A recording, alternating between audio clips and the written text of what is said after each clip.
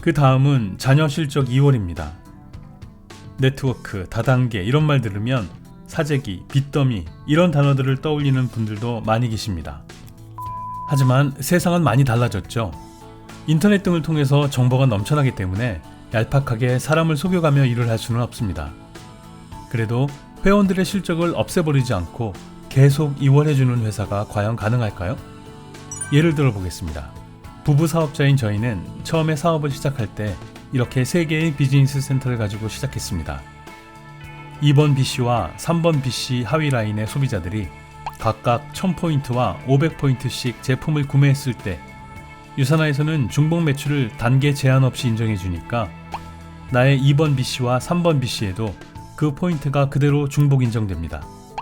그리고 나의 1번 BC에도 다시 한번 중복으로 인정돼서 1500포인트와 1000포인트가 좌우에 누적됩니다.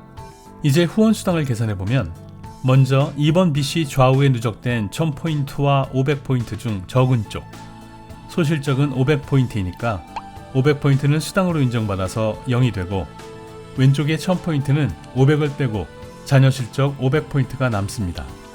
500포인트의 20%는 $100, 고정 환율 1150원을 적용하면 11만 5천원의 수당이 발생했습니다.